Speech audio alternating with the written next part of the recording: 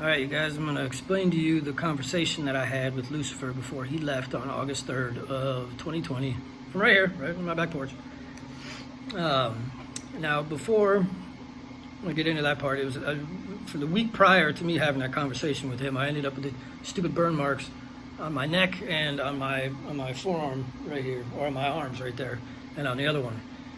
They were trying to cut off the circulation to, my head or my hands. Him and his I hesitate to call them demons because they're not demons. They're just, one of us that didn't go home. Okay? That's all they were. Demons aren't real. Angels are real. Saints are real. Demons are not. Okay? So, I was trying to think about what the hell it was that he did that got him stuck down here. Because he was down here for one life and he refused to go back. That's everybody knows that. Okay? That is no freaking secret. So, he refused to go back, and I was trying to figure out what the hell it was that he did that got him stuck down here. And I landed on what it was, and as soon as I did that, I felt the slight pressure on the back of my neck, and at first I thought it was a bug, but it didn't move, so I was like, okay, it's not that. And then I felt more of his hand try to wrap around even more, and it was just the slightest pressure. It was all he could apply. And I'm like, is that you fucking prick? And as soon as I said that, he moved around and then did something where this turned on. And I could see the world that he was in, and simultaneously I'm looking at the same shit that everybody else would if you look back here. Now, you see the building behind me. He flew straight through that like it wasn't even there. Where he was, none of this shit exists. So I don't really know what the hell's going on from his point of view, but where he turned this on so I could see him and where he was, and none of that was there, which was really freaking weird. So he slid around and he grinned at me, he smirked at me, and I grinned back and went, what's up? What's up, dude? Because I know he couldn't do shit. And at that point, I'm like, if you can't, just get it the fuck over with, dude. I'm so tired of your stupid bullshit. Because he'd literally been trying to take me out my entire life. So from day fucking one, he'd been trying to figure out some way to get rid of me.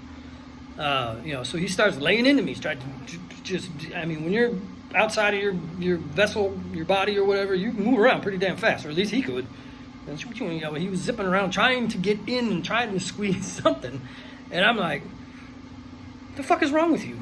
I said, do you need a better grip, dude? And I said, come on, squeeze, motherfucker, get in there. What the fuck is the matter with you? And I said, get in there. And then he squeezed one last time, and his right eyeball went like that, and I lost it. Started laughing right in his stupid face. And he looked at me like, what the fuck is wrong with you? I'm like, nothing, dude. You can't do a fucking thing. I said, you can't do shit. There's not a fucking thing. Other than irritate my skin, which is annoying. That's what you're doing. You're annoying me at this point. But actually, it's kind of cool. I tell people that I've been marked by a demon. It's funny as shit because people freak out.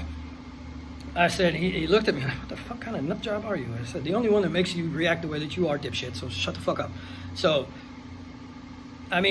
you might as well hear me out at this point. So he acquiesced, and he literally just sat there like a little puppy dog. And okay, what do you got? And and I said, first thing I said to him, I said, you know how this works. I said, everyone gets 2 lives. Your first life determines the outcome of your second life. That second life squares you with God, and then you come back. And he looked at me and he said, no fucking way, you're kidding me, or you're lying to me. So I said, that's what you didn't fucking know? Are you serious? You got to be kidding me. And I said, we're infinite beings, dude. We can come back here whenever the hell we want. And he said, no way, you're fucking lying to me. And I fired back at him. I said, go ask my good friend and former baseball teammate, St. Peter Gometti, and ask him if I'm telling you the fucking truth. And which is true. I've been to school with him, middle school, and then we ended up playing baseball together after high school. But he's gone. He's back up there in his post. So he looked at me like, how the fuck do you know that? And I said, don't worry about how the fuck I know that. And he started bitching about, well, what about all that? I cut him off. I said, it doesn't fucking matter.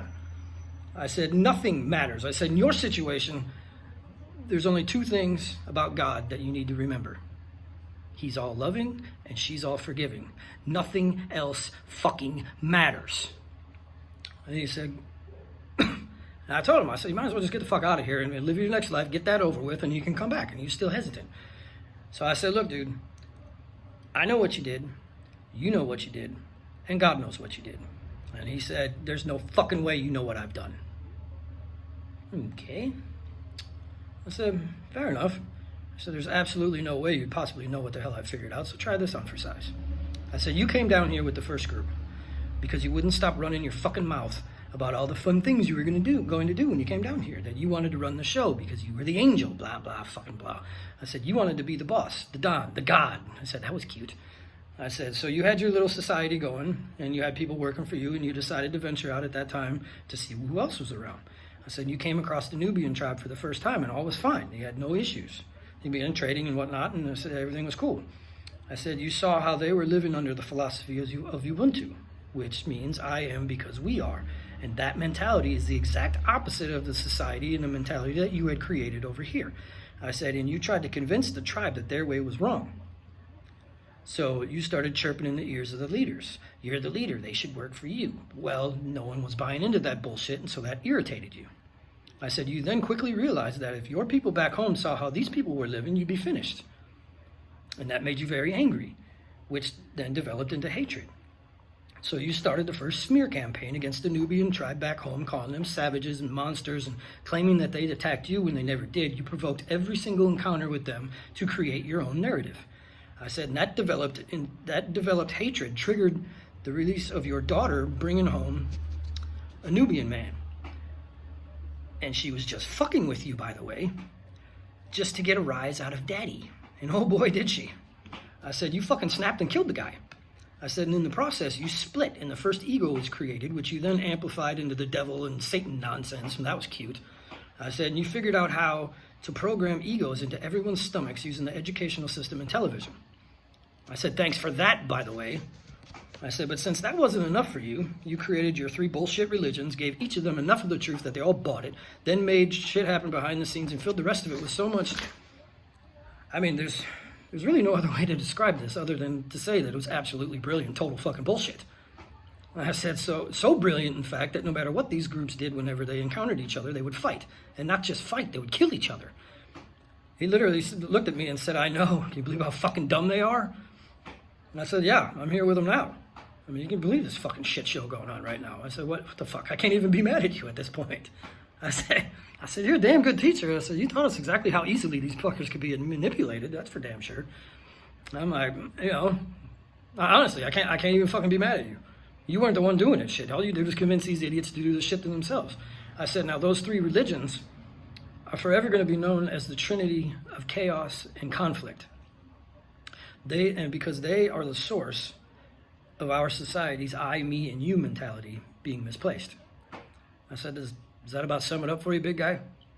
Or would you like me to keep going? Because I can. I said, you're more than welcome to stay down here in the background and watch me dismantle your whole shit right in front of your face and all your little buddies. But why bother? Just get the fuck out of here so I can turn this place into what it was always supposed to be. He turned around and started leaving. And I stopped him. I said, check this out. I said, wait a second. I said, I'll make a deal with you. And he turned around and looked at me with a shit-ass grin on his face like, oh, yeah? And I started laughing again. I'm like, no, listen to me making a freaking deal with the devil. I said, no. I said, I'll make a promise. I said, I promise that I will create a world that even you want to be a black man in. And he looked at me, stared into my eyes for a good few seconds. He turned around, bounced once, and flew straight towards the moon, which is where God watches us from, and out of this world on August 3rd of 2020.